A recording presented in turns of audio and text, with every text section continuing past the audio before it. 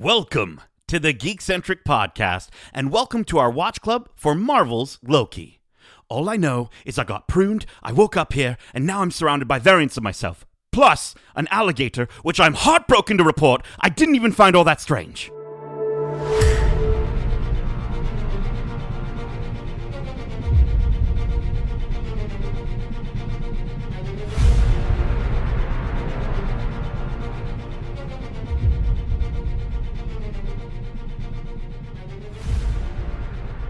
Loki, and Loki to Watch Club. My name is Loki, and in this week's episode of Loki, titled Journey into Mystery, we see Loki meet even more Lokis and team up with some lost friends to fight a giant cloud and escape the void.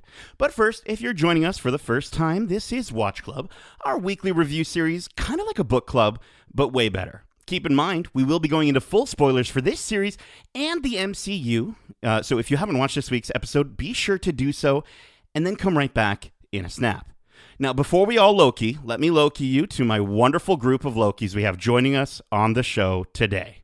First up, he's a Loki, but he's the kind of Loki who's low-key, too cool for school, while staying stylish and editing his own Nexus event.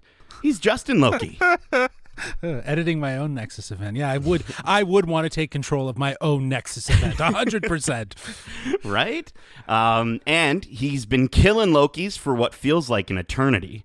And while he's certainly a king in our sacred timeline, to you variants, he's just the lovable Kevin Hudson Loki. Woo, how we doing, geeks? Let me tell you, I'm hungrier than Eliath right now. Ooh! Hungry for answers, maybe. All right, and listen, because we can't get enough Lokis in this episode, we have yet another Loki joining us on the show. He's the delightfully distinguished, deviously distrustful, and dank devil, Darcy Hudson Loki. Yeah, that's me. I'm excited to be here. How are you all doing tonight, you bunch of Lokis? We might have to put a ban on the word Loki, and we're only a minute into a very Loki-heavy episode. It's a noun, it's a verb, it's a name. It's too many things, man. I can't follow when you speak like that. Well, listen, Darcy, I'm happy to have you on for this Easter egg and Loki-filled episode. Of course, if any of our listeners who also listen to our Star Wars The Bad Batch Watch Club, if they listen to that stuff as well, then they already know you. They're pretty familiar with you. But for those variants tuning in who maybe haven't heard your voice, who are you, and what's your favorite thing about Marvel? Well, I'm Kev's younger brother. Big fan of anything nerdy, thanks to him. Growing up with him really influenced my love of the geek culture. Nice. I kind of a bit harder, though. I love Marvel, mainly the comics. It's something I've always been into. And what I love about the Marvel Cinematic Universe seems to be the direction they're taking it, going to places that I never thought I'd be able to see some of my favorite stories brought to the screen. So it's a really exciting time to be a comic fan, that's for sure. Absolutely, dude. And I love that. I love that sentiment, right? The idea of seeing something you never thought you'd be able to see on screen translated from a comic book, right? And we're also a bunch of big, huge Star Wars fans, but those didn't necessarily start as comic books. They eventually became comic books, and then maybe they start pulling from that stuff. But yeah, I love that. I love that idea. Very cool. Listen, before we dive into everything, we actually have a writing question from a friend of the show, JR from Toronto, who writes into the show and asks, with so many different Loki variants showing up in this episode, what would your variant be? Justin, let's start with you. What would your variant be? What would variant Justin be? Another Justin. I don't know. Probably everything I'm bad at, I'd be good at. I don't know. I don't know how to answer that. I feel like I think like, because you're so like, listen, if anybody's ever traveled with Justin while he's trying to edit something, he stays up all freaking night editing a 15-second video. So I think variant Loki would be, variant Justin would be a Justin who, like, he's haphazardly posting stuff all the time. Yeah. It's like it's spelt incorrectly. Oh no, that's actually kind of on par with that. No, that does happen. Yeah. So everything would be grammar. Flawless grammar. Flawless everything's grammar, spelled amazingly. But like just not utilizing those skills at all. Yeah, I could see that. I feel like the variant of Nate would be the one that didn't spend money, and that didn't look at something and be like, "Ooh, I want that." Yeah. He'd be like, "No, I'm going to be responsible. I'm not going to buy that." He'd have a lot of money and a lot less debt for sure. Darcy, what's your variant all about? Oh, I think I'm going to go the direction that the Loki show seems to be going, in that they're not all that different. I feel like get along with my variant. He'd probably be maybe as laid back as me. Maybe he'd have shorter hair. Yeah. I see him having like a mohawk or something. So be a bit more creative. I'm kind of just lazy and let it grow. There you go. I love that. Kevin, what about yourself, buddy? Knowing my luck, my variant would be the only difference would be they'd be a fan of sports teams from a city that actually wins something. That's awesome. That's so awesome. I'd be you just get along. Bitterly jealous of this variant Kev. And I think you said in our previous episode that if it was a woman, you'd totally go for her. Absolutely. Yeah. I love it. As long as she had my figure. For sure. Full. I can see it now. Okay, well, listen. Thank you so much, JR, for writing into the show. And as far as how you can write in the show, well, we'll get to that a little bit later. Listen, as we like to do in Watch Club, we want to go through the plot section by section, but just before we kind of dive into the plot, and go over everything, trap our listeners in a void of our memories, if you will. Let's start with a brief overview of your high-level thoughts on this week's episode. And Darcy, because you're joining us for at least this Watch Club for the first time, can you also give us your thoughts on this series so far? Okay. I, again, being a huge fan of the comics, this Easter egg-filled extravaganza is just pure candy for me. I was freaking out in my seat the entire time, every time something popped up on the screen. Yeah. So I really enjoyed the episode, and I've been enjoying the series as a whole so far. I like how they're been dropping like hints to everything as you go along. The mystery is constantly changing and evolving, so you think you know what's going on, but then you don't, and it's that I'm totally on board for that. Can't wait to see where it ends. Very cool. I feel like that's been all the Marvel series so far, where we're like, oh, we totally know what's going to happen. We totally know what's going to happen. And then they kind of dupe us, especially with Mephisto. Justin, what about yourself? What did you think of this episode? Well, yeah, this episode was like an Easter hunt, man. Like it was a total trip to just kind of like look and find all these different little nods to comics, nods to past MCU things. It was great. It felt very part one to a part two. So, especially with what's going on and how the episode ends and so on. So for a penultimate, it definitely has, set the stakes of what the season finale needs to kind of close out, wrap up, and what it hopefully will give us, which again, I think in classic Marvel fashion won't be all the answers, right? It'll just be a couple answers here and there, and we'll see. So if that, who knows? Maybe they won't even give us answers, right? So. Kev's giving the eyes. I think that's where he's going. Kev, what did I'm you all think of Kev's. the episode? Yeah. I just, if they don't deliver here, I think there's almost been a bit too much teasing over these first few shows, and it's sort of almost becoming a trademark that it's like, oh, you think you know the answers, but we're not only is that not the answer, we probably won't give you any at all. And I think this is where that has to start paying off to some degree. Like, we need to figure out some stuff. That said, there's going to be so much happening in that last episode. They have so many things to sort of wrap up just in this story, let alone setting up for what will hopefully be the next 5 years of, Marvel film and television. But this episode was certainly probably the strongest episode of them all so far. And I think, it was a lot of fun. I mean, I didn't spot a lot of the Easter eggs that we'll obviously talk about, but it was neat to sort of read about them, see what they were, and then find them watching it again, watching the episode a second time, seeing them. It was amazing how much they crammed in. Yeah, Kevin, I feel like, this episode featured a plane, a hatch, and a smoke monster, and I feel like maybe you've been burned in the past by a series that might not have given you all the answers. No, this whole show, that's a great comparison. Lost is very much a source of inspiration. The Void was very much the island. Mm-hmm. Yes, absolutely. Yeah. Oh, yeah. My mom even made that reference, which goes to show how blatantly easy it is to draw that comparison between the two. Yeah, I love it. This episode is great. It was fast-paced, like just right off the bat. It really does set up the final episode, and it was in a way that was fun and still filled with comedic moments. I loved how in order to get like the best version of Loki, he still had to endure all the worst versions of himself, and that had me laughing out loud throughout like the entire episode. It was it was quick-witted. It was dripping with like Loki jokes and references, and I really had a great time with this one. And really, my only complaints would be that I think it solidified the importance of one relationship for Loki over another, and I kind of wish that it didn't, or at least it didn't as much. And I'll get into that like later on when we get to that scene. But I also wanted a little bit more time with those other Lokis. I felt like that was a lot of fun, and it went by too quickly, and I wanted more of it. So I don't think the humor, obviously not to the point where like the humor would get stale, but let's just say this. We got an entire fight sequence and a lot of moments between Vision and White Vision and WandaVision. So I was just kind of hoping for a little bit more of that. I think one of the negatives of this episode is that it really goes back and makes that third episode that is most people's least favorite that much more frustrating. That almost too much time was wasted on stuff that wasn't really important to the overall plot other than some character development. And I would have loved more time in this place and with these characters for sure. For sure.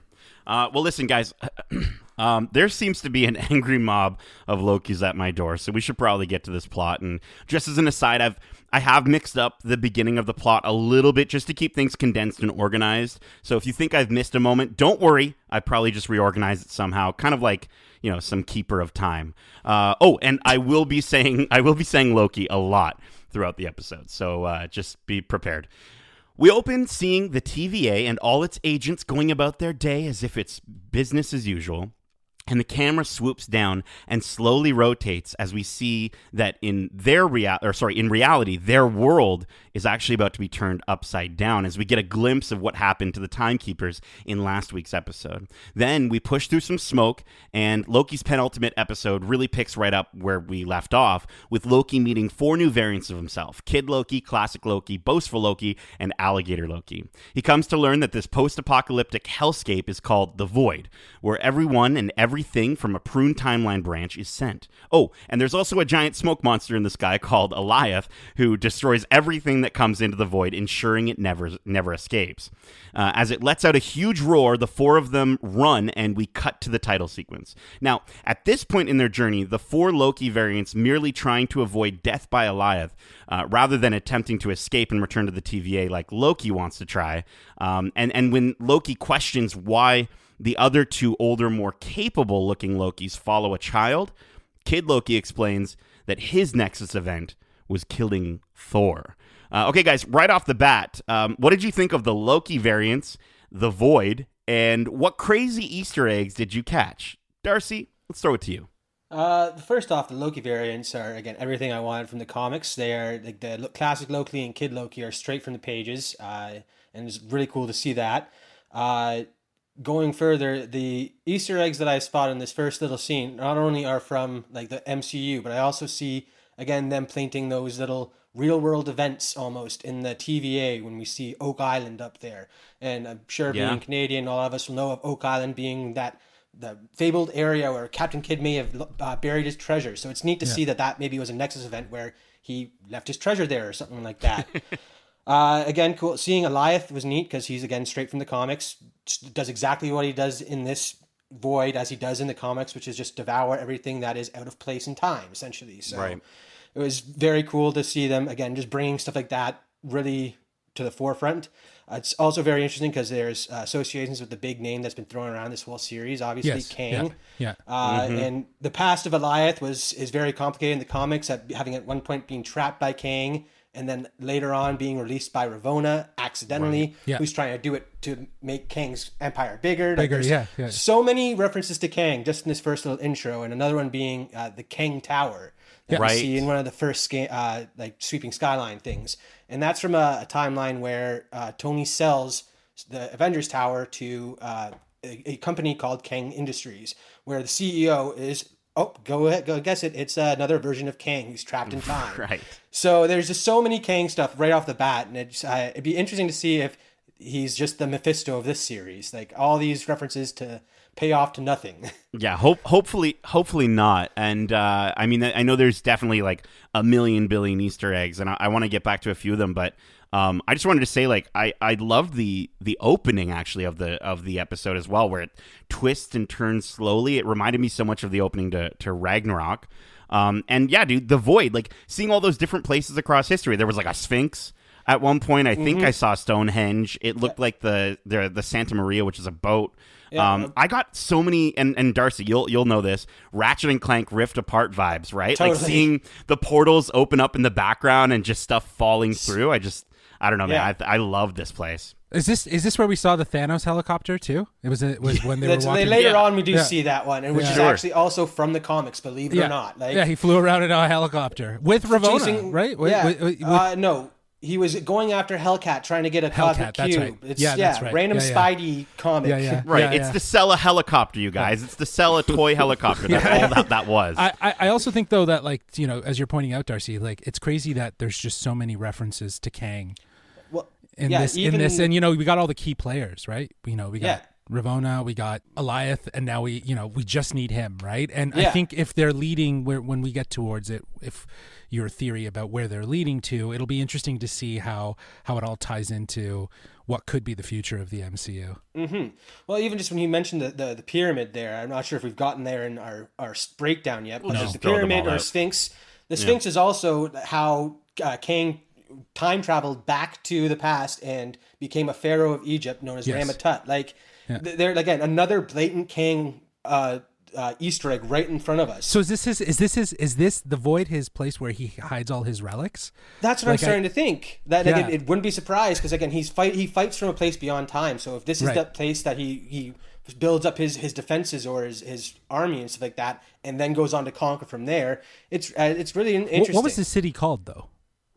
His city's called Chronopolis, so that might be. That they were been saying that, you know, in Ant-Man 2, you know, you can see a little city, and it was very purposeful as to why they put it there, and they think now bringing in Kang, you know, that's what they're going to find within that sort of quantum realm is his city. Is it could you argue that this is like Loki is in the Void within the quantum? Like, well, that? I wanted to just hang on a second, because I don't want to jump too ahead, because I have some theories about that. Darcy, at this point, we can just say whatever we want. This whole episode was a feast for the eyes with Easter eggs. And before we continue on the quantum realm thing, Journey into Mystery was the title of this movie, which was the first Marvel comic to feature Thor and Loki, which I think is just so wonderful. Eliath, I just wanted to, before we move on from Eliath, looking like the smoke monster had a baby with the Cave of Wonders. Like, that thing was terrifying. And I just love how quickly they established all that, right? Like, just so quickly with Loki, classic Loki saying, like, we're in the Void, that's Eliath, and we're his lunch, right? And then they run for it. But really quick, going back to the quantum realm theory, giant yellow jacket helmet showed up in this episode. So yeah, quantum realm confirmed. Like, yeah, well, again, I've with the recent rumors about Corey Stoll's return in Quantumania after one of the Instagram posts that's been deleted, like many things that Marvel does. Wow. It leads credence to maybe he survived his thing just in the quantum realm, and that's the remains of his helmet, or another version of him where he tried to get out and grew bigger and it failed, or something like that. Like, again, so much potential setup with this one, like these Easter eggs they've dropped throughout this episode. That one was intentional. Like, that was that was very in a wide landscape. You could see it, right? Yeah. So. Oh yeah. And we talked about. Did we talk about Throg last week? I don't know if we did at all, but Throg showed up. I totally talked about that, because again, Throg is actually a different character. I think what we just saw there was Thor Frog, where he is turned into a frog by Loki. Throg is a different character by the name of Simon Walterson, I believe. What? And he gets turned into a frog by a witch, and then ends up gaining the powers of Thor after being named something like Gullible or something like that as a frog by the other frogs. Like, so many little Easter eggs in this Didn't realize there was more than one Thor frog in the Marvel so there's Comics Thor frog, universe. and then there's Throg. That's different incredible. Character entirely. Wow. Okay. Before we keep going on there, I also wanted to just shout out Alligator Loki and how much I love him, and how many times they just kept cutting to Alligator Loki just like blinking or like making a noise. And then really quickly, I did also want to shout out, throughout parts of the episode, you do see a ton of cafeteria trays from the TVA just like lying in like mountains of these cafeteria trays. And I just like the idea that instead of cleaning them, they just prune them, because like that's something I would do. Okay, let's keep moving here. So the variants take Loki to an underground bunker that serves as their home base, and they commiserate about the events that led to the TVA hunting them, with boastful Loki boasting about how he managed to vanquish both Captain America and Iron Man and claim all 6 Infinity Stones. We learn that Alligator Loki ate the wrong neighbor's cat, and Classic Loki explains that for him, everything proceeded correctly until Thanos attacked his ship, and he ran and hid until the TVA came to collect him. He suggests that they're all destined to be the god of outcasts no matter the timeline. And Loki counters that, saying, Sylvie is different. She wants to take down the TVA, not take it over. And Loki plans to kill Alioth in order to help Sylvie fulfill her quest. Naturally, the 4 variants, Gator Loki included, mock his plan, and Loki leaves the bunker to venture out on his own, only to find a dozen more variants of himself waiting at the bunker door when it opens. After some classic Loki double, triple backstabbing in an all-out, brawl, it starts, brawl breaks out sorry, let me start that over. After some classic double, then triple backstabbing, an all-out brawl starts breaking out among the different variants regarding which one of them should rule the void, even to the point where President Loki gets his hand bit off by Alligator Loki. During all the commotion, Loki, Classic Loki, Kid Loki, and Gator Loki manage to escape the fight after Classic Loki casts a projection of all 4 of them in the bunker. Once they're back outside, the variants help Loki to take down Alioth, but they'll only lead him to the monster. Actually approaching it is a death sentence, as Classic Loki warns. So guys, what did you think of the incredible brawl and seeing all these Lokis showing us like the worst aspects of what a Loki is? Kevin? I think something that really stood out in this scene and then for the rest of the episode was just how great Richard E. Grant was. And he just commanded the screen, with his presence the whole time.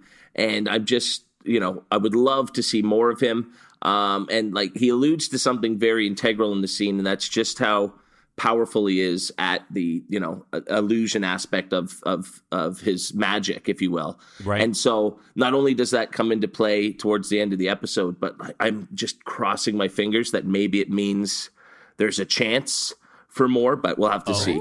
Oh, right. I like that idea. But I do think that, it is unfortunate that we only got, this clash of these characters for 2 or 3 minutes, like you mentioned at the top of the episode.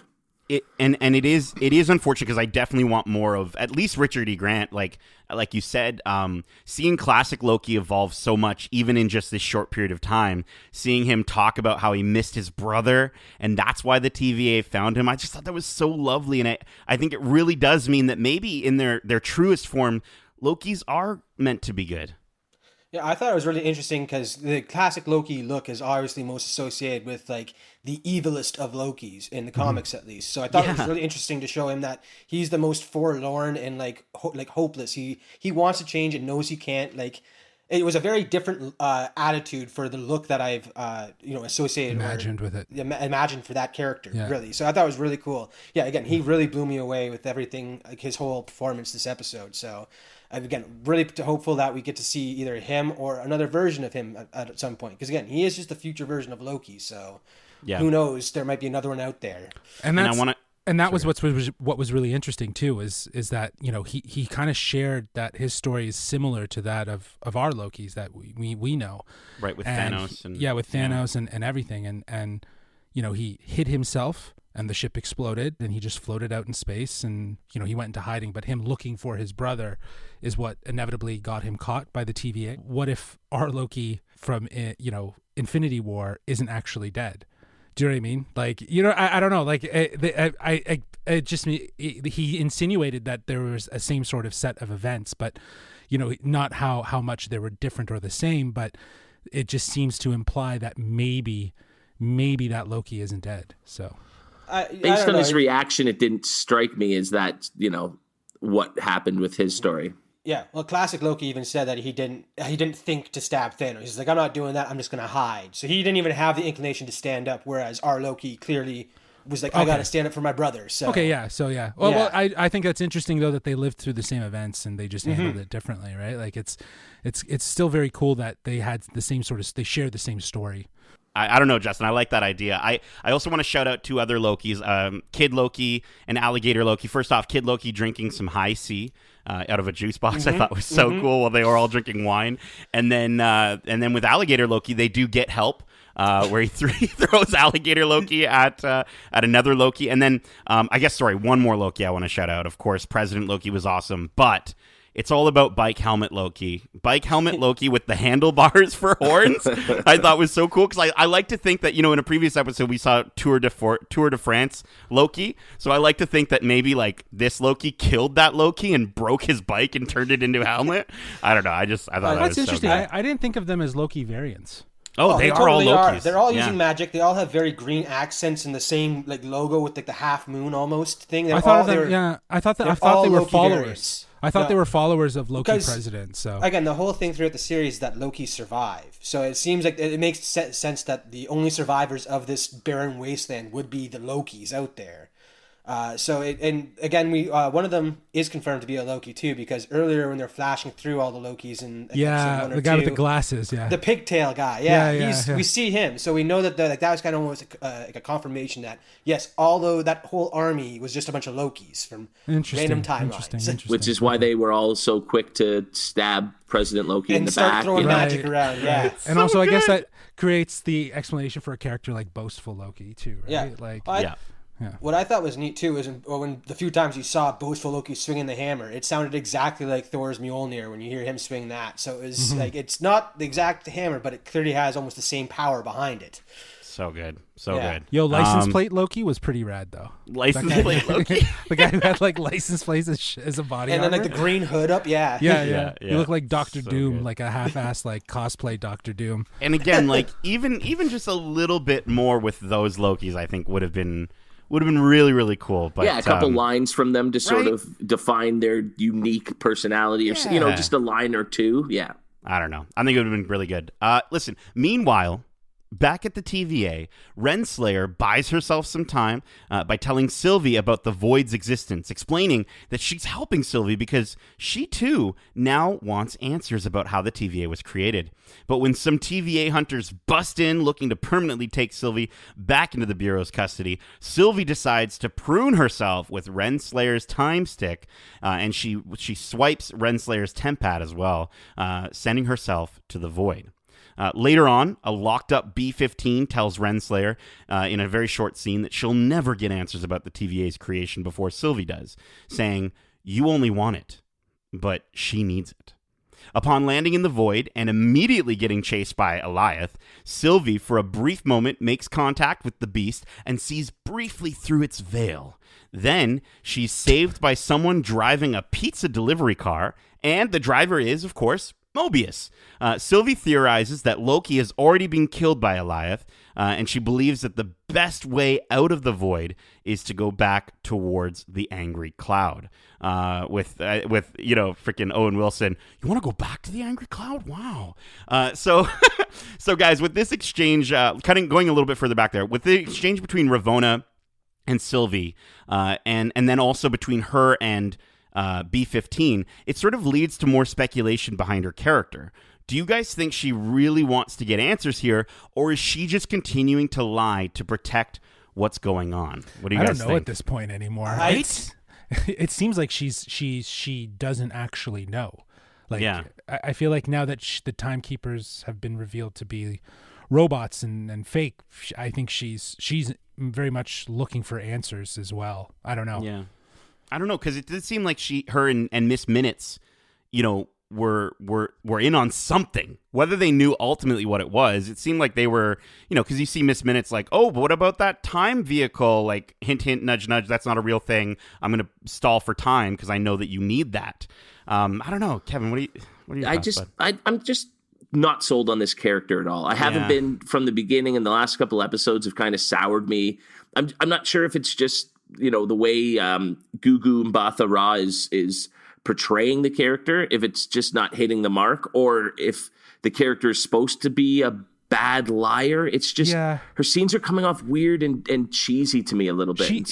She's coming off very devout though, right? Like her whole character this entire time is like she is devout to the TVA. She's devout to this belief that they're in charge of a sacred timeline, and I honestly think that she's in ways she's tried to protect the sanctity of that, and it's the sort of that sort of like perception of it. And I think now she's kind of at a loss, but you know, I don't know, I feel like she's trying to find those answers as well.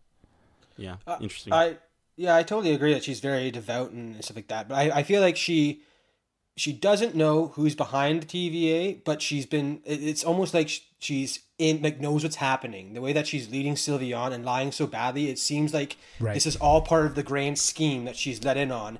And because she caught on to the scheme, she now wants in on it type thing. Yeah, more. Yeah. Like when she walks away from Miss Minutes at the end there, after saying "Get me everything on the end, the beginning of time" or whatever, so like that, she's got a very like coy look on her face, like this. I'm getting what I wanted now, but again, it seems like she doesn't know what's up, but she knows that she's on the right track or something. It's very interesting. Yeah, I think her character, for the position that she's in, would need to know sort of how it operates, right? So she can keep everything in control. And now we've seen over the last few episodes, that's what she's doing, right? She's eliminating anybody who's becoming suspicious or asking questions. But then I also don't think she knows who is actually behind it all, because they wouldn't have her be investigating further at the end of the episode, you know, because nobody was there. So it was just for our sake to see that. So it has to be that she actually does want to find out answers that she doesn't have. Interesting. I want to get back to that in just a moment here. I did want to just shout out, though, like, I love the moment with Sylvie saying, poor Judge Renslayer finally on the other side of it, having her whole reality, you know, being destroyed. I just thought that was such a wonderful parallel, just for it's the bookend. And it's a good bookend. It's a good payoff as well, right? From the previous episode where Renslayer was like, I don't really remember why, or if maybe she did. And I also think that, you know, because I saw a lot of people calling out Sylvie in this scene and saying, like, that was so unlike Sylvie. Why did she just trust Ravonna? Remember, she still sees the good in people, right? And I think that's a flaw for a Loki, but I think that's what makes her special. But I also thought Sylvie sort of came off as knowing more than she was letting on, and I think she was using Ravonna to get the answers she needed. She needed Ravonna to tell her that Loki wasn't dead, that getting pruned didn't kill him, and it wouldn't kill her, right? And so that's how she was able to deduce what her next step of, you know, the next part of her plan had to be. I honestly think that as much as we might have been thinking that Ravonna was playing Sylvie and buying time, I think it was also the other way around. Like, I think they were both playing each other. They were both playing each other, which is why they were both sort of like, oh yeah, you know, like we can be friends. Yeah, right. Yeah, like and then frenemies. Like, yeah, exactly, frenemies, right? So, but I think once she realized, you know, she was basically in a corner, she had to do what she had to do to kind of get to the next step. So. And last thing I want to just shout out about some stuff that people are saying on the internet that I don't agree with. Like, a lot of people being like, oh, well, Mobius is clearly a Loki because he survived for so long in the void. But you got to remember, Mobius is not as maybe not as devout as Renslayer, but he studied up on all of that stuff. He would know how to survive in that void. Yeah. He also only got pruned like 5 minutes before Loki didn't he? That's true. You know, so he hadn't been there for that long. Also, you gotta think, like, he's crafty. Like, Loki even said that you can't trust him type thing. I don't know if he's good or not. Like, that's why they like him so much. He embodies a lot of the things that Loki's do already, so it was easy for Loki to bond with him. So, like, he's clearly a crafty guy on his own. So I feel like that he'd be able to get out of that situation as soon as he realized, oh wait, I'm not dead. Time to start moving type thing. Right. Yeah, he just jumped in the, you know, variant of the Pizza Planet truck. Yeah, it was the Pizza Planet station wagon, and he protected himself. I love it. Very cool. Yeah, and I also think that Renslayer doesn't know what's going on, but she does have a lover who does, and I'll get into that later. Darcy, did you have something? Yeah, I just wanted to say before we move on there, just when they're talking about where the timekeepers could be hiding, how they're past the void there at the end, when they show the representation of the timeline, everything that's up until that end point is black and white, whereas as soon as it diverges, it becomes multicolor.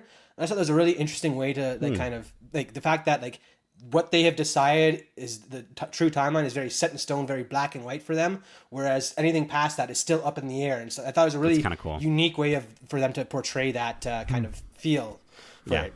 It's like a light shining through a prism. With endless colors. Once they've returned to a hill overlooking where Alioth lurks, Sylvie and Mobius reunite with Loki and meet the other variants, and Sylvie mocks Loki's plan for trying to kill Alioth. Instead, Sylvie suggests that whomever is controlling the end of time and created the TVA is likely located beyond Alioth, and that Alioth is merely the guard dog. So rather than kill Alioth, Sylvie plans to enchant it and gain access to whatever lies beyond. Later, while Loki and Sylvie wait for Alioth to approach again, they share a sweet conversation about what they'll do with their lives when this is all over. Neither one is sure, and Loki suggests, maybe we could figure it out together. Maybe. Sylvie responds. And Loki promises he won't betray her at the last minute. Then they get cozy underneath a blanket that Loki conjures for them. Not a very cozy blanket, but it's a blanket nonetheless. And when it comes to addressing the Nexus event they caused on Lamentis and Mobius's theory about their interest in each other, Loki and Sylvie awkwardly deny any chemistry, suggesting that Mobius's words are just another TVA lie. So, guys, what did you think of this cute moment between Loki and Sylvie? And do you think that Loki could ever really keep a relationship like that going? Justin? Well, last week I was saying that I didn't necessarily think that they were leaning too hard into the romantic, and they were, kind of leaving it for a viewer sort of thing. This one, they definitely leaned pretty hard into it, I guess, because I definitely felt that more in this, the snuggling, the blanket, the cute looks and eye glances and stuff. It was like a romantic comedy. Like, I was watching this episode with my dad, and my mom sat down just to watch that part, and she was like sort of laughing and enjoyed it. Just as a fan of, anime and manga and all that stuff, they really like throwing out the red flag thing. And it just seems like this whole scene is a red flag for their relationship. I feel like one of these two isn't going to have the happy ending that they're talking about. So that's all I got from this scene. Also, that their, real relationship kind of creeps me out a bit. That's just the fence I'm on. Sure. Yeah. Yeah. Kevin's all for it though. So. I ship the two hard. I think they're great together, have really good chemistry. And it's an interesting sort of romance, right? Not one you're sort of accustomed to seeing, right? So there's intriguing details to it. I just really hope, sort of, the whole promise of not doing anything at the last minute to backstab. I hope that doesn't lead to, one more betrayal from a Loki at the end here, to sort of make this all worth it. You need that character of Loki to have finally grown to a point of trusting somebody and being trustworthy. And so I honestly don't know if either of them are going to make it out of whatever happens in the next episode. Well, that's I just hope it's not because of what somebody does to the other.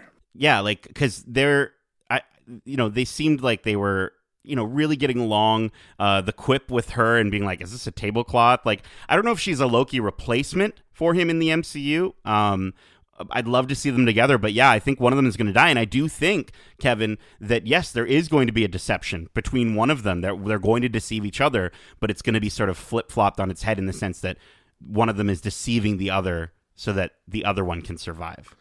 It'll be like Black Widow and Hawkeye. Yeah. 100%. I could see that. Yeah. I also love their conversation, like them realizing that taking down the TVA or even saving the universe, it's important, but it's still very important for them to have someone, and how that parallels classic Loki's downfall, right? Of him feeling lonely. I just thought that was more of that poetic, smart writing that I mentioned from last week, really focusing on those themes as a through point for these characters. And I think that's what elevates these conversations for me, even if they do feel a little bit romantic comedy. I'm okay with it because nice they still tie it back. It's nice that it had that romantic comedy. It also had this sort of like, is this really like okay? Like they both kind of don't know if it's like right.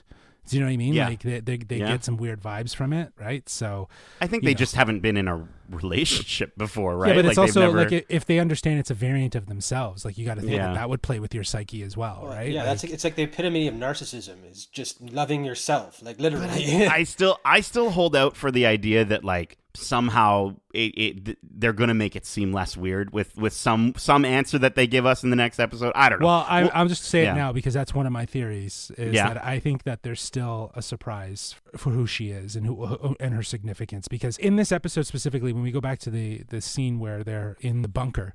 And he says like she's like us, but she's not like us. Like she's so different, and that's what I like. Like he's really calling out like she has some of the similar traits, but she's so different. So I feel like that has to be something that must matter more. I don't know. Not to say that she's not necessarily Loki, but like her association. I don't know. I think there's just a reveal on that. Yeah. Or maybe I'm wrong. I just Nate Fistoed this one, so. Nate Fistoed. I just wanted to mention the part of the episode that really didn't work for me narratively, which was Mobius. I thought had some really fun moments with the other variants, talking about Alligator Loki and stuff like that, but he kind of just hugged them and left, and it felt like he was very third wheel here. Yeah, well, because his story will continue in the next one. Right? Sure, like, we're gonna see his closure in the next episode, and like as all long this as he was gets to a good send off. As long as he gets a good send off, I hope so. But who knows if he's even gonna get sent off? Right? Like maybe he, you know what I mean? Like maybe he assumes the role of the TVA, and he, whatever. No way, he's going to burn the TVA down. That's what he said. That's what he said, which was such a cool nod to the first episode. I love that. But I think cool. that's why he had to feel a little third wheely in this episode, because his closure will come in the next episode. His story is at the TVA with Renslayer, which is going to be awesome. Yeah. We'll see. Finally, Alioth makes its return, and Loki says he'll stay with Sylvie while he tries to enchant it. While Classic Loki, Kid Loki, and Gator Loki opt out to stay behind in the void, which has become their home. Mobius takes the tempad that Sylvie swiped from Renslayer and opens a time door back to the TVA, which he plans to burn to the ground. He says, "Thanks for the spark." And he sort of hugs Loki, and I love how he sort of whispers to Sylvie and saying like she was his favorite, and then it was such an Owen Wilson thing. When it comes time to face down Alioth, Loki offers himself up as bait in an attempt to distract the smoke monster, which would give Sylvie a chance to enchant it from the other side. But Alioth turns its face back towards Sylvie before she can get in its head and rushes back towards her, when suddenly Alioth is distracted by a ton of glowing green light nearby. It's not Sylvie producing it, though. It's Classic Loki, who is using his formidable magic to project the entire city of Asgard. Ornate buildings and roads pop up right there in the void, and Alioth is sufficiently distracted as it tries to destroy everything the variant has just created. Eventually, Classic Loki's power weakens and his projections fade, leaving Alioth to fly right toward him. He shouts glorious purpose and lets out a huge laugh and cackles with delight as Alioth tears through him, leaving only his horned helmet behind. But the distraction has given Sylvie and Loki enough time to try jointly enchanting Alioth, and just as the beast turns its head toward them once more, they make the connection, and all of the smoke rushing at them suddenly turns green. "Open your eyes," Sylvie tells Loki, and he does, to find that Alioth's face has vanished, and in its place, it reveals a massive castle in the distance. Hand in hand, Loki and Sylvie exchange a look and begin to walk toward it. And that's the end of the episode. So guys, what did you think of this final sequence, getting to see a Loki using his projection magic to the fullest of its potential, and the final battle against Alioth? I thought it goes to show just kind of what maybe Classic Loki was doing on that planet for all those years. It was just maybe he was conjuring Asgard around himself so he didn't feel so alone and lost. Oh, I like just that. The scale of that power goes to show like, yeah, he is like Loki's magic is his strongest suit. Who cares about the knives? Magic is where it's at. Right. I also thought it was really interesting going into the final battle. We kind of got a bit, almost a tease that Loki would be joining in with Sylvie's first interaction with Alioth. It was very Valkyrie and Ragnarok, where he goes, "Oh, sounds like a terrible memory," and forces it onto her. The way that Sylvie goes through that brief flash really made me feel that same like experience. So the fact that Loki was able to do it too goes to show that it is part of his skill set. It's not one that he always thought to use or tapped even into. thought to use at all. Yeah. Well, listen, you mentioned Valkyries, and that just reminded me, like, the Natalie Holt is just doing a a bang up job on this entire score, and mashing up Wagner's Ride of the Valkyries with the Loki theme when classic Loki is doing his thing. It was just so fantastic and so fitting for that character as he's shouting glorious purpose. And I was so like, it elevated that moment so much. Yeah. So I think she did such a good job with the music in this episode. And for him, I was genuinely, like Richard E. Grant, I was genuinely sad to see him go, but I was also really happy to see him achieve his true purpose. Like he looked so happy in that moment, and it was That's why he really shouted mixed it, feelings man. for him. Yeah, It was so he good. served glorious purpose. Yeah, And he went out laughing like a Loki should. Like it was he died as a warrior of Asgard in basically what was Asgard after it. So I thought it was a very fitting way to sign off on the character, despite only just meeting him. Very cool. Yeah. Okay, listen, wrapping up our discussion on the plot, let's get to our final thoughts on this episode as well as your final score, which we'll be ranking on a scale of 1 to 5 alligator Lokis. Get it? Okay. Kevin, I get it now. That took me too long. Kevin, let's start with you. What is your final thoughts and rating for this episode? Again, I think this was the most solid entry in the show. You know, so often a TV show's penultimate episode is the best episode of a season, and that was certainly the case so far here. I think they did a great job of, you know, not only tying up some loose ends between certain characters. Like I thought the Loki and Mobius sort of ending of their friendship and pairing up was suitable for how much time they actually did spend together as friends in the course of the show. I mean, it wasn't really that long in the grand scheme of things. Right. And then I think it perfectly set up all the things we've wanted to see for the entirety of the show leading up into what's hopefully going to be a pretty jam-packed final episode. So again, yeah, definitely the strongest of the show. I'll get of the series so far. I would give it a 4.6 out of 5. Wow. Alligator Lokis, just for the sheer eye candy of it. I mean, they made this place that we'd never seen before just so incredibly interesting and engaging, and all the things that you could spot after, you know, sort of rewatching. Like I strongly encourage listeners to go back and rewatch the episode after listening to this and go and spot all those things that are throughout the episode, because it's a lot of fun. Very cool. Yeah. Darcy, how about yourself, my friend? Well, again, being a massive fan of the comics, as I said, this was just perfect candy for me. All the Easter eggs. Again, I've got a list here of what I found in the episode, and I didn't even get through all of them. So, it just goes to show how much they managed to cram in here and make it so, you know, unique and interesting. Like Kevin said, it really fleshed out this place we've never been, but we can tell there's been so much history or stuff that's happened here. Everything with the plot was awesome. It sets up I can't wait to see where it goes in the next episode. We know that, you know, we're going to get some sort of answer, whether it's the answer we want and we're looking for, or just another small taste before the big reveal later on down the line. This is, definitely my favorite episode of the series as well. I'm probably going to go ahead and give it 4.8 out of 5 alligator Lokis, just because it might be bumped up to that 5, just depending on how they pay out what they've set up in this episode. So Interesting. Yeah. I really, really enjoyed it. Very cool. Justin, Loki. To Darcy's point, the payoff is going to come out of the next episode, and this episode did a great job of setting everything up and giving us finally the multivariant Lokis all at once, right? Like we got to see that actually happen, and you know, for that reason too, just to actually, as Darcy was describing, to see something like from the comics, you know, leap off the pages and into this series, I think that's fantastic. But yeah, this thing was a feast for the eyes. It was pure fan service. Again, setting up everything that we want for what will hopefully be a very conclusive final episode, but we'll wait to see. But I still think Marvel's in it for the long game, right? They're playing the long con on us. So we might get some small answers, but we'll see what happens. But yeah, I'm gonna go 4.8 out of 5 Loki Gators. Wow. As well, because I think I think I gave the first episode a 5, and I think that was just flawless in terms of how it integrated us in. So I think, given how successful the next episode is, or what it ends up concluding, will probably affect the score of this one. Yeah, for sure. I'm in agreement with all you guys. Like, as I mentioned at the top of this episode, it was with all its like in jokes and references filled with Lokiisms.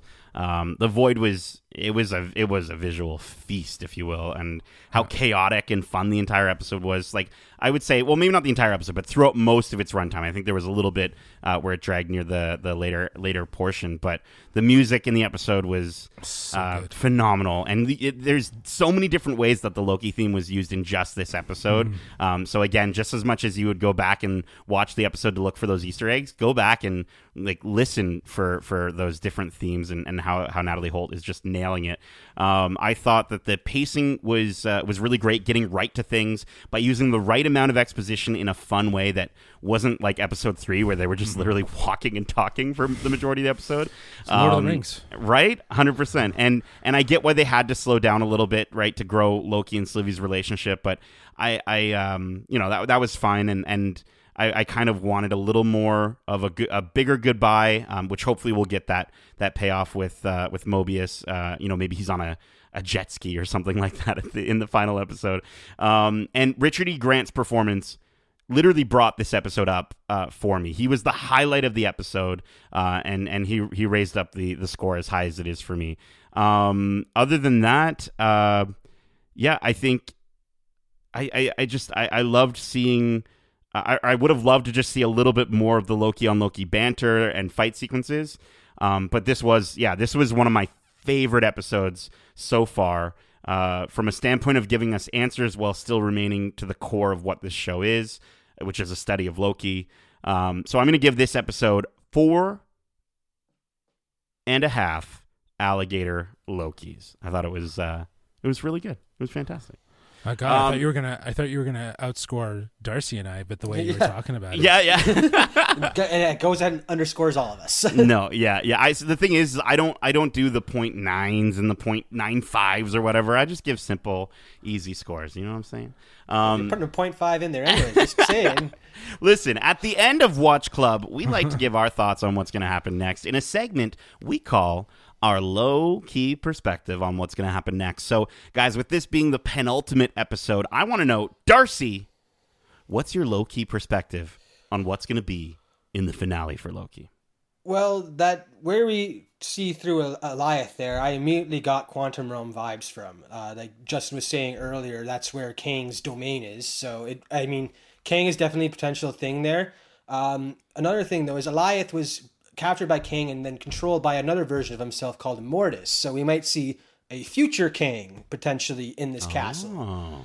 Again, after all these Easter eggs, if it's not Kang, it's going to be a letdown. And unless it's like turned out to be like maybe it's going to be a Loki or maybe a Doctor Strange, because the top of the tower has the same yellowy magic glow that we know Doctor Strange uses. So there's a lot of potential there. It's very Mount Castle Doom looking. So I'm hoping it's Kang. It seems like all signs point to Kang, but who knows where it's going to go. Really. And they have all the players, man. Like if Ravonna finds out that Kang, don't they have a romance?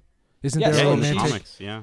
Yeah, she's his wife for a period of time at least. Right. So it's like, this could be like kind of like that setting. And who was the character that I've been seeing referenced? He's like this old man who's he's basically like at the end of time. That's Immortus. That's Immortus? That's Kang. Yeah. That's okay. future Kang. Wow. Yeah. Oh, interesting. It's interesting too with having Kid Loki again with all the other or most recent Marvel stuff. They've been kind of planting the eggs for Young Avengers, which totally would be really cool to see Kid Loki as a hero in that series as well. So it'd be neat to see him, Jack Veal, return and play another good Loki. It's interesting though because another member of the Young Avengers is Iron Lad, which is at first you think would be a younger Iron Man or a future Iron Man or something like that. But it's actually a younger version of Kang the Conqueror. So there's so much, but there are so many versions of Kang that exist in the main timeline that literally it could be any of them. Like they all have a hand in dabbling in time and trying to control stuff. So it's there. Yeah, any Kang is up for grabs basically. Jeez. Yeah, I think. I had mentioned weeks ago that I thought it might be Loki behind everything. I could see them pulling a sort of swerve and that being it. It's a Loki. There's just something important about Loki that whoever's behind this all needs to sort of control for whatever reason it is, right? They are controlling the destiny of Loki and all of his variants. I mean, that being said, I do really think that this is the time that Marvel needs to put up or shut up at the end of one of these shows, where if you're teasing it for this long, you kind of have to deliver it at some point, right? Yeah. And I think it works well into the scheme of even, as we've said with Ravonna in the comics having a relationship. I don't think it will be the romance that it was in the comics, but, to just have her sort of be his underling and his puppet, sort of running the show for him while he stays behind the scenes, is that sort of MCU twist on a familiar character background, where they sort of take it and tweak it just enough to make it sort of their own, but while also being familiar for readers. So, yeah, I think that's the direction we're going. I also think, while we're not going to see the end of the manipulation of time and timelines, I think that's just beginning in our MCU. I do think the TVA is going down in one way or another. And I think, we'll see Mobius and is it B15? B15, yes. yeah. I think we're going to see them get almost placed back into the lives that they were living before this all started, and they were taken away by the TVA. And so we'll definitely get Mobius on a jet ski at the end of this show. Please. Yeah, I just want to throw out there too, just to Kevin's Loki behind the scenes theory. There's something about the TVA, both the runic symbol it looks like on the timekeeper's door is a rune from Norse mythology, as well as the fact that the force field that we see B15 behind in this episode looks very similar to the Asgardian force field that Loki's behind in Dark World and stuff like that. So, there is small things that could lead credence to Asgardian tech in it all, but that might just be trying to throw us off, thinking, oh, it is a Loki after all. Yeah, and the TVA logo, if you look at it, could, that emblem on the door there, you could say that almost looks like Kang in his helmet and everything. Yeah. So it could go both ways easily. Yeah. I think you're all wrong and you're all right, because I'm going to double down on my theory that I mentioned earlier of the big bad is a variant of Mobius. And I think with the subtle introduction of time loops, which is something that's now being brought up twice in the past 2 episodes, and the fact that Mobius doesn't remember pruning alligator Loki, something that you probably remember, I think that it could be subtle foreshadowing that Mobius might have to do something to start the TVA to save Loki and Sylvie, and then in the end to keep the time loop for himself and his variant closed and stable.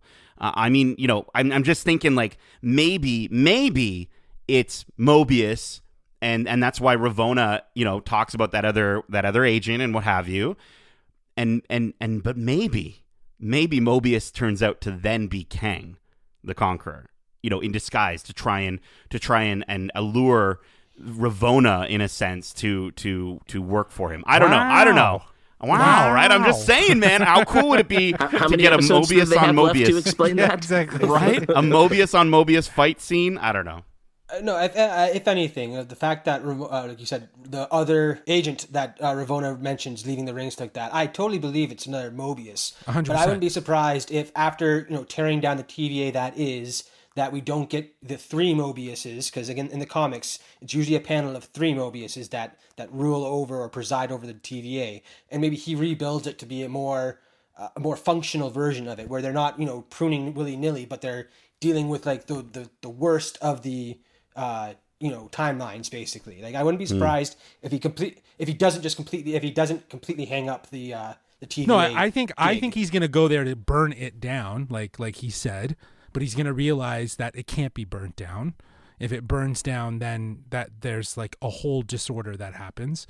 And maybe he realizes that the only people he can trust is himself. So he has other variants of himself come in and, preside over the TVA. I don't know. Like, I feel like they need to acknowledge that reveal of the rings and the other agent that they've hinted at. Right? I hope so.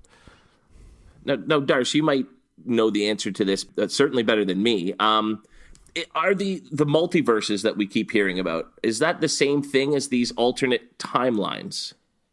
I totally think that it is. And given the fact that we're getting what if just after this, which is the perfect introduction to the multiversal theory, I wouldn't be surprised if the events of Loki and the destruction of the TVA leads to that multiverse branching off reality that we saw earlier when that's what I was getting at. Like, they almost need to destroy the TVA, and that's what creates the multiverses and opens everything up. And I maybe not necessarily create the multiverse, but more loosen the boundaries between. Allows it to sort of take allows place, it to more interaction between realities that we know. And listen, I mean, with all these theories and these Loki perspectives, what we're really all just trying to say is, what if? You know, what if? And speaking of what if, before we wrap up, let's just have a quick chat about that what if trailer. I know you guys were amped when it popped online earlier today as of this recording. Kevin, I want you to kick us off with your thoughts on what might be an animated show you'll actually watch besides Avatar. No, this is absolutely going to be something that I'll be tuning in to with a lot of excitement, because it's such a fun idea. Yeah. And it just gives them a chance to. I'm curious to know how long these episodes are going to be. But I just think it gives them a chance to explore sort of alternate timelines that wouldn't fit into the overarching scheme of the movie. Like, it's almost a dual purpose thing where it can educate people on what these timelines are and the multiverse really is, while also telling some neat little stories. I mean, if they have Marvel Zombies, which I think they will, that was a great comic book series that I actually read and really enjoyed. So that'll be fun. That'll be my chance, as Darcy gets so often, to see something I've read come to life on the screen. Very cool. Yeah, no, and I completely agree with you in that, like, yeah, how cool would it be for them to explore some of those aspects, get audiences even more comfortable with multiverse and branching timelines and variants, even after this series. And the only thing I got from the trailer, though, from a huge point, obviously the animation looks awesome. It's a very cel-shaded look. I was a little bit thrown off by the voice acting. I don't know if all the voice actors are the same. Some of them sound like Tony Stark. That Tony Stark did not sound like Robert Downey, right? So, but I do want to just quickly ask, like, Darcy, do you think, because we see throughout the trailer, we see a lot of Doctor Strange, like a lot of moments of him noticing, looking at things, doing things, interacting with different versions of all these different characters. He's probably going to be the traveler. Is he the through point between all these multiverses? I think we might see him as the traveler, or potentially even the antagonist of the series. Because Uatu, who we are introduced to or is voicing the whole trailer, he's known for being a watcher who kind of doesn't follow the rules and will bend things to help the good guys win the fight after all. So if he notices maybe the first episode that this Doctor Strange is going down a dangerous path, maybe he uses his powers to kind of nudge the heroes from these alternate realities into a place to stop him. If there is an overarching story, I mean, it could also just be some really creative editing where they splice together some scenes there that make it look like they're happening concurrently, but they're completely There's still going to be an anthology series. I mean, listen, Jeffrey Wright as Uatu, you said his name is? Like, Uatu. Yeah. Oh, what a great voice to use. Yeah, like, he'll be a great sort of anchor throughout the story as our narrator, essentially. I think that's going to be really, really good. So good. I'm interested to see Black Panther, Star-Lord. That's like going to be a wicked story. It's the last role that he actually played for Marvel, because that's his voice. So he actually did do the voice for it? Yeah, Chadwick. In that one scene, first off, it looks like he stayed closer to Yondu than the Star-Lord that we know and love already. And second off, he had Taserface and Korvath the Pursuer on his team, essentially, when they're walking down the stairs. So it's just like, those four guys together, I can't wait to see what team they make up. Yeah. Very cool. I did find it interesting that you mentioned the voice acting, Nate, because it's often, because looking at the cast, it's almost everybody that's played these characters in the movie is popping up to play them in the show. Right. And I just think it's a case of, I think it's really tough for certain actors to do a voice acting gig, especially in a character that they're used to playing in live action. This is a very Canadian reference here, but there's a little show called Corner Gas that was really popular up here for several years. And to sort of bring it back years after it ended, they just did a 3-season animated version of it. Oh, really? And it's all the same actors, with exception to one who passed away, but they just sound off. Like they just sound like they're playing versions of themselves. And so I'm wondering if we're going to get a little bit of that in this show where they just sound a little bit different than we're used to.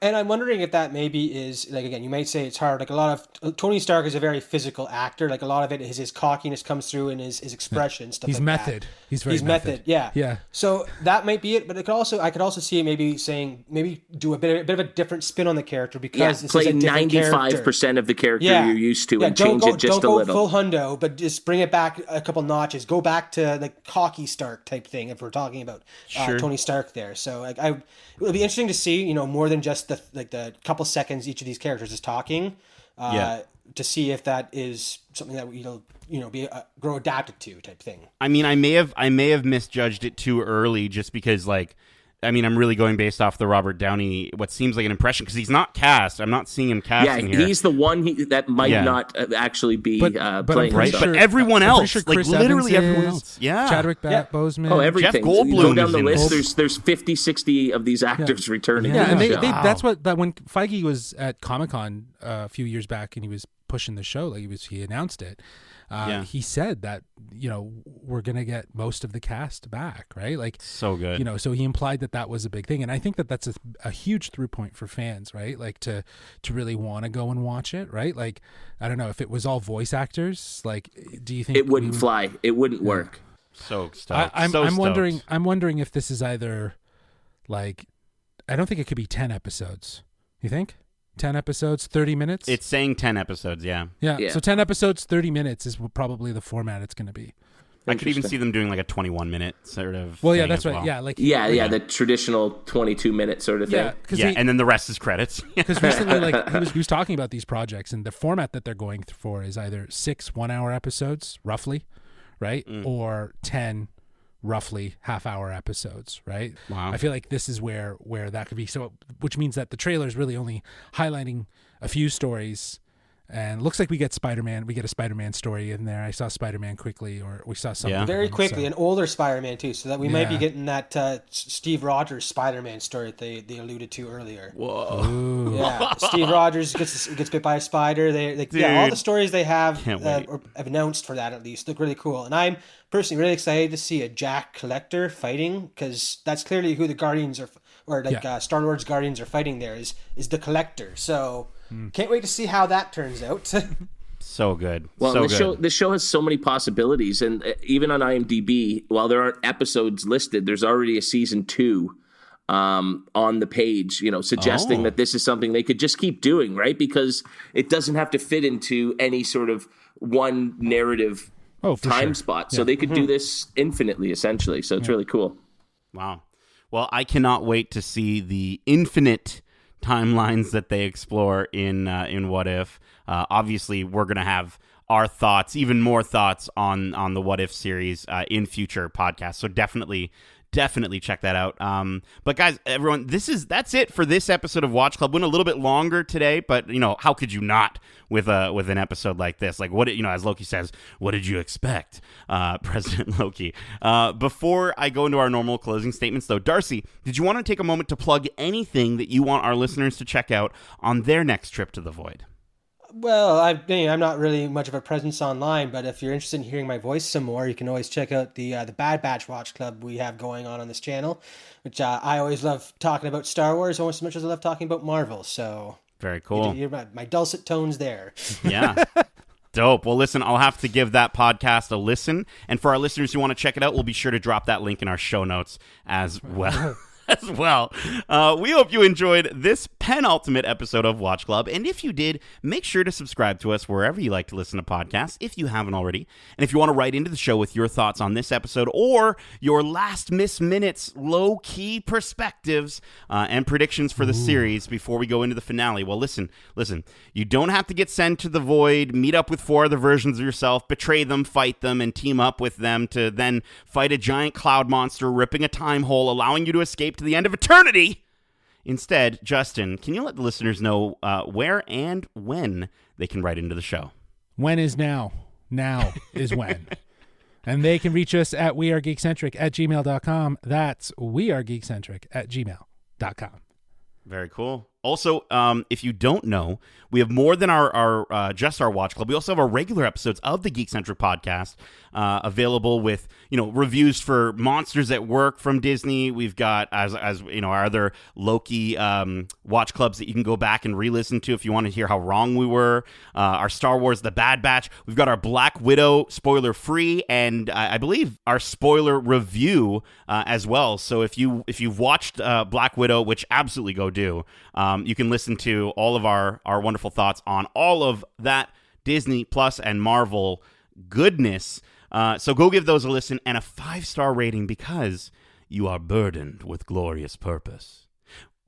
And that's about it, I think. I mean, we already talked about I was going to mention the other Watch Club series, but we already did that. So, Justin, Kevin, Darcy, and Loki. Loki, you so much for Lokiing me for today's Loki Stuffed Loki. And as we say, for all time. Always.